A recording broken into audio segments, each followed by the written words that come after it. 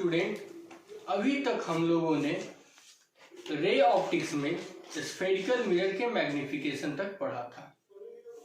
पिछले क्लास में हम लोगों ने लॉन्गिट्यूडनल मैग्निफिकेशन पढ़ा था, जहां लॉन्गिट्यूडनल मैग्निफिकेशन को हम लोगों ने किस प्रकार से डिफाइन किया था कि अगर कोई ये मिरर है और ये उसका एक्सिस है, इस एक्सिस के अलोंग कोई एक लीनियर ऑब्जेक्ट इस प्रकार से रखा जाता है तो उसका प्रतिबिंब भी लीनियर ही बनता है। मतलब अगर प्रिंसिपल एक्सिस पर किसी ऑब्जेक्ट को रखा जाए तो उसका इमेज प्रिंसिपल एक्सिस पर ही हॉरिजॉन्टल बनेगा। तो इसको इस तरीके से भी हम लोग डिफाइन कर सकते हैं कि when a linear object lies along the principal axis then its longitudinal magnification is equal to ratio of length of image and length of object. अर्थात जब किसी रैखिक वस्तु को हम लोग दर्पण के मुख्य अक्ष पर रखते हैं क्षैतिज रूप से, तो उसका प्रतिबिंब क्षैतिज ही बनता है और इस स्थिति में उसका जो आवर्धन है वो दर्पण का प्रतिबिंब के लंबाई तथा वस्तु के लंबाई का अनुपात होता है, जिसको हम लोग एम डैश से भी सूचित करते हैं। ये M dash equal to L I by L O हो जाता है, जबकि एल आई जो है इमेज का लेंथ और एल ओ जो है वो ऑब्जेक्ट का लेंथ। ये हम लोगों ने कल पढ़ा था, जिससे हम लोगों का रिलेशन आया था कि ये जो मैग्निफिकेशन होता है, हमारा जो लॉन्गिट्यूडनल मैग्निफिकेशन होता है वो आपके ट्रांसवर्स मैग्निफिकेशन का स्क्वायर होता है, लेकिन निगेटिव। ये निगेटिव साइन हटेगा नहीं, ये निगेटिव साइन रहेगा।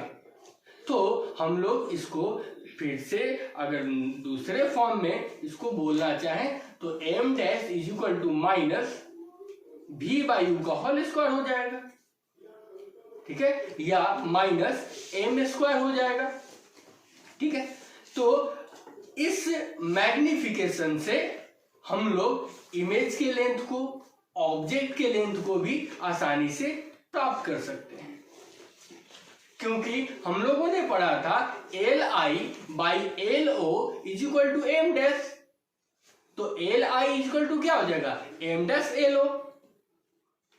M dash is equal to हम लोगों ने पढ़ा था माइनस एम स्क्वायर या माइनस भी बाई यू का होल स्क्वायर। तो वहां पे हम लोग एम डैश की जगह पे एम स्क्वायर का वैल्यू डाल सकते हैं और भी बाई यू का होल स्क्वायर का वैल्यू डाल सकते हैं। तो इस प्रकार से L I is equal to हम लोगों को माइनस भी बाई यू का होल स्क्वायर मिल जाएगा इंटू एल नॉट या एल ओ, या इसको अगर हम लोग फोकस के टर्म में लिखें तो क्या हो जाएगा, F by you minus F का होल स्क्वायर, ये नेगेटिव साइन के साथ रहेगा, इंटू एल नॉट, जिसको हम लोग ऑब्जेक्ट का लेंथ भी बोलते हैं, ठीक है। ये नेगेटिव साइन जो है ये इंडिकेट करता है कि इसका जो डायरेक्शन होगा, इमेज का जो डायरेक्शन होगा, ऑब्जेक्ट के डायरेक्शन के हमेशा अपोजिट होगा। समझ में आया? अब हम लोग एरियल मैग्निफिकेशन देखेंगे। एरियल मैग्निफिकेशन क्या होता है, देखिए जैसे आपके सामने एक ये ऑब्जेक्ट है, इसके पास हाइट भी है और लेंथ भी है, मतलब ये 2 डायमेंशनल है। तो जब कोई भी 2 डायमेंशनल फिगर किसी मिरर के सामने आता है तो उसका इमेज भी 2D ही होता है, 2 डायमेंशनल इमेज ही होता है। अब अगर ये किसी स्फेरिकल मिरर के सामने आए तो स्फेरिकल मिरर के सामने चूंकि ये ऐसे रहेगा, ठीक है, तो इसका ये वाला पोर्शन भी और ये वाला पोर्शन भी, ये भी इंक्रीज करेगा और ये भी इंक्रीज करेगा। तो जो इसका लैटरल मैग्निफिकेशन हो, ये भी लैटरल है, ये भी लैटरल है, क्योंकि ये भी मिरर का जो सरफेस है उसके पैरेलल, ये मिरर हुआ, इसका सरफेस ये हुआ, तो इसके पैरेलल हुआ ये, और ये भी इसके पैरेलल है। तो दोनों का दोनों जो एज है इसका मैग्निफिकेशन लैटरल मैग्निफिकेशन के अनुसार ही होगा। अर्थात अगर ये जो है इसका ये वाला एज जो है इसका लेंथ है a और ये वाला लेंथ का इस वाले एज का लेंथ है b, तो इसका मैग्निफिकेशन अगर m टाइम्स होगा तो इसका भी मैग्निफिकेशन m टाइम्स होगा। तो जो प्रतिबिंब आपको मिलेगा, जो आपको इमेज प्राप्त होगा, उस इमेज का ये वाला एज जो होगा वो ma होगा और ये वाले का mb होगा। ठीक है, तो अगर एरिया की बात की जाए तो ऑब्जेक्ट का एरिया ma है तो इमेज का एरिया ऑब्जेक्ट का एरिया a इंटू बी है तो इमेज का एरिया ma इंटू mb हो जाएगा। तो इस स्थिति में अगर हम एरियल मैग्निफिकेशन या सुपरफिशियल मैग्निफिकेशन की बात करें, मतलब क्षेत्रीय आवर्धन के बारे में अगर बात करते हैं, तो ये जो क्षेत्रीय आवर्धन है वो प्रतिबिंब का क्षेत्रफल तथा ऑब्जेक्ट जो है वस्तु का क्षेत्रफल दोनों के अनुपात के बराबर होगा। तो इस स्थिति में अगर हम इसको ms से डिनोट करें तो ms is equal to area of image by area of object हो जाएगा। अगर इसको सॉल्व करें तो ma into M B by a into B हो जाएगा। a से a कट जाएगा, b से b कट जाएगा, तो m इंटू एम आपको m स्क्वायर प्राप्त हो जाएगा। तो जो सरफेस एरिया का जो मैग्निफिकेशन होता है वो लैटरल मैग्निफिकेशन का स्क्वायर होता है। ठीक है, तो इस चीज को स्टूडेंट अब हम लोग ऑब्लिक मैग्निफिकेशन के बारे में देखेंगे कि किसी वस्तु का तिर्यक आवर्धन किस प्रकार से प्राप्त किया जाता है यदि वह किसी स्फेरिकल मिरर के सामने है।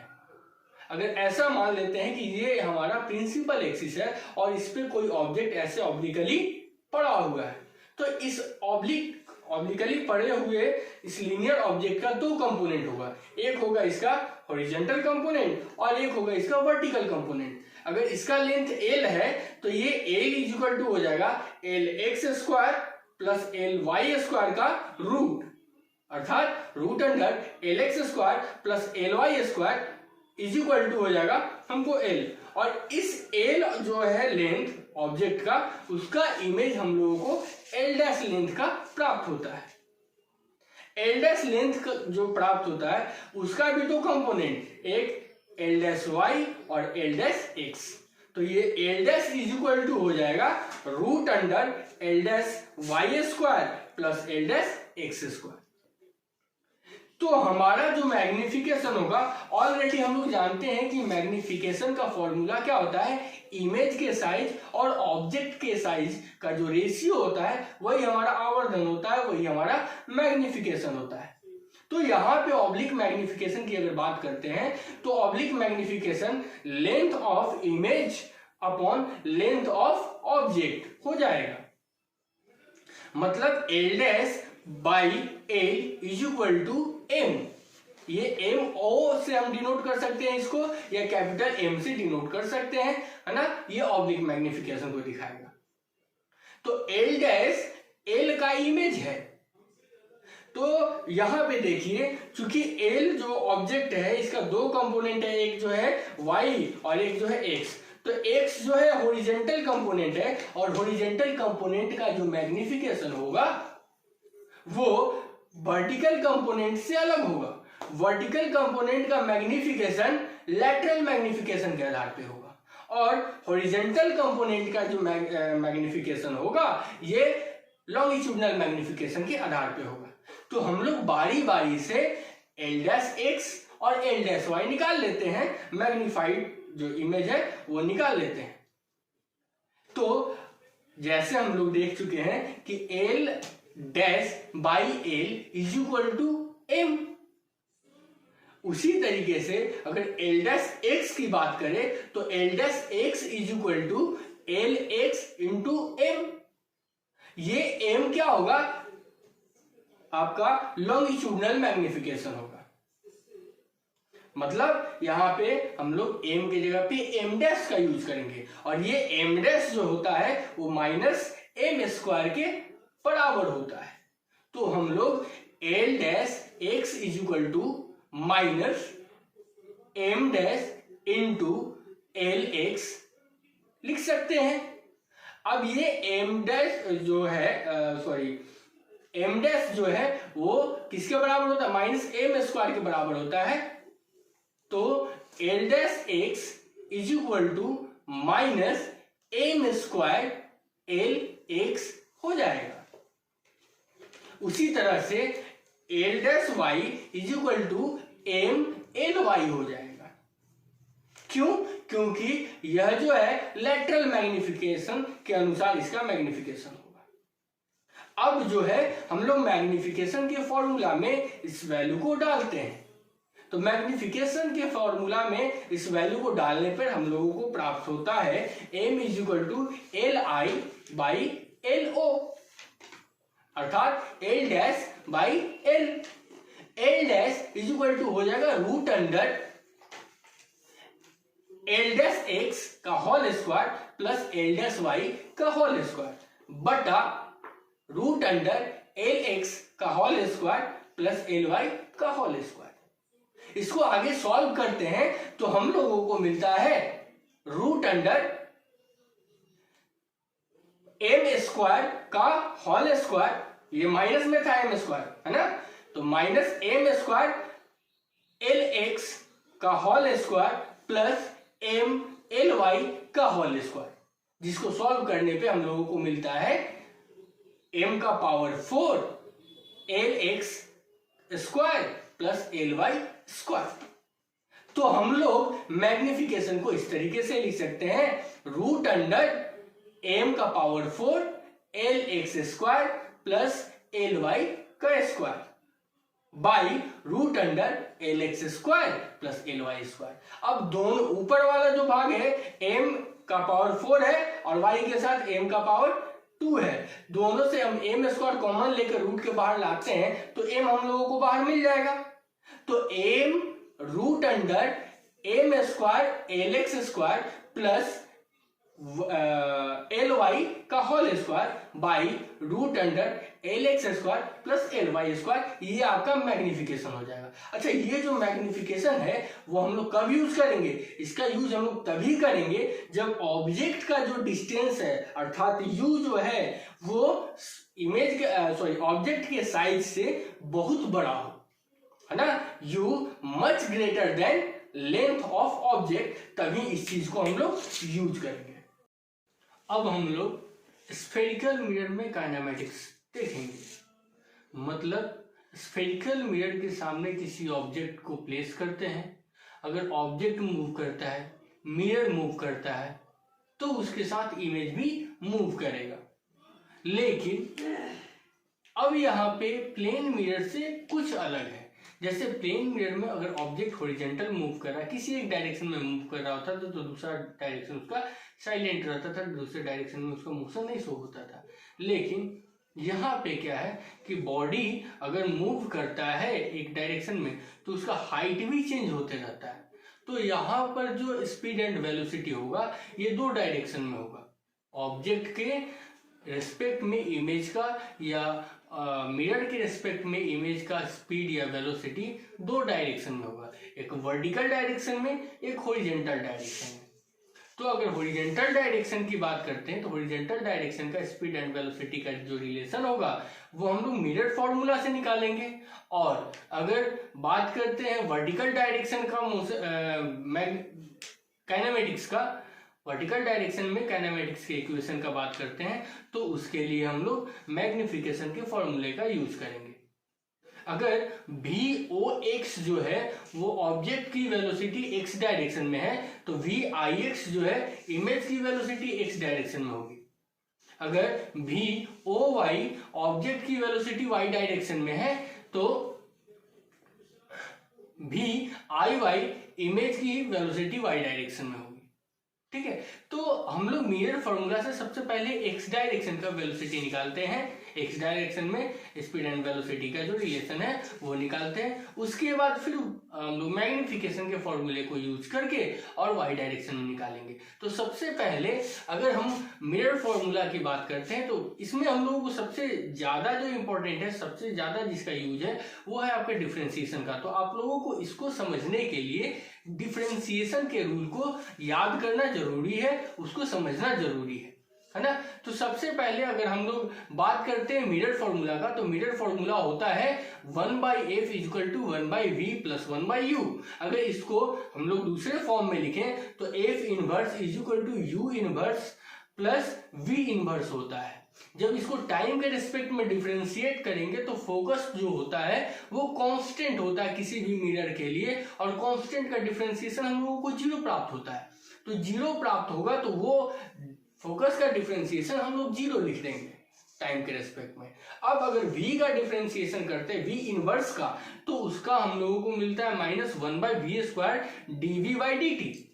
और अगर बात करते हैं u इनवर्स के लिए तो उसका डिफरेंशिएशन -1/u² du/dt होता है। दोनों को प्लस के रिलेशन से जोड़ देते हैं। अब एक माइनस दूसरे तरफ जाएगा तो वो क्या हो जाएगा, प्लस में हो जाएगा। तो हमारे सामने क्या हो जाएगा, -1/v² dv/dt is equal to क्या हो जाएगा, 1/u² du/dt। यहाँ पे dv/dt क्या है, v जो है हॉरिजॉन्टल पोजीशन होता है इमेज का, और u जो होता है हॉरिजॉन्टल पोजीशन होता है ऑब्जेक्ट का। तो du/dt जो है ऑब्जेक्ट की हॉरिजॉन्टल स्पीड है या हॉरिजॉन्टल वेलोसिटी है, और dv/dt इमेज की हॉरिजॉन्टल स्पीड एंड वेलोसिटी है। अगर हम सबको एक तरफ लाते हैं तो इमेज की वेलोसिटी को अगर निकालते हैं तो dv/dt इज इक्वल टू क्या हो जाएगा, -v² du/dt, अर्थात velocity of image in x direction is equal to -v² velocity of object. ये v² जो है v/u का होल स्क्वायर भी कर देंगे और इसको मैग्निफिकेशन के स्क्वायर से भी रिलेट कर सकते हैं। मतलब कि velocity of image is equal to minus magnification of image का whole square into velocity of object. तो यहां से हम लोगों को इमेज का और ऑब्जेक्ट का हॉरिजॉन्टल स्पीड के बीच में रिलेशन या हॉरिजॉन्टल वेलोसिटी के बीच में जो रिलेशन है वो हम लोगों को मिल गया। अब हम लोग बात करते हैं इसके वर्टिकल स्पीड की। तो वर्टिकल स्पीड में हम लोग मैग्निफिकेशन का यूज करते हैं, और मैग्निफिकेशन का फॉर्मूला होता है hi/ho। तो hi इक्वल टू क्या हो जाएगा, ho इंटू m। अब यहाँ पे hi जो है हाइट ऑफ इमेज है और ho जो है हाइट ऑफ ऑब्जेक्ट है। तो इमेज का हाइट भी चेंज होगा और हाइट ऑफ ऑब्जेक्ट भी चेंज होगा। अगर हाइट ऑफ ऑब्जेक्ट चेंज नहीं भी होता है तो कोई बात नहीं है, लेकिन हाइट ऑफ इमेज चेंज करेगा, है ना। तो बात करते हैं इसको डिफरेंशिएट करने का। तो टाइम के रेस्पेक्ट में अगर हम लोग डिफरेंशिएट करते हैं, टाइम के रेस्पेक्ट में डिफरेंशिएट करते हैं तो हम लोगों को रिलेशन मिलता है dhi/dt इज इक्वल टू, अब यहाँ पे m और ho जो है ये u इंटू v के रिलेशन से जुड़ा हुआ है। तो u इंटू v का जो डिफरेंशिएशन होता है, differentiation of u into v plus differentiation of v into u, और इसी टर्म पे हम लोग डिफरेंशिएट कर देते हैं। तो हम लोग को पहले हम लोग ho को बाहर करके dm/dt कर लेते हैं, प्लस m को बाहर करके dh/dt कर लेते हैं। dh/dt जो है वो आपको इमेज, dhi/dt जो है ये आपको इमेज का स्पीड है, और dho/dt जो है ये ऑब्जेक्ट का स्पीड है या वेलोसिटी है। ठीक है, तो इस स्थिति से हम लोगों को रिलेशन मिल गया।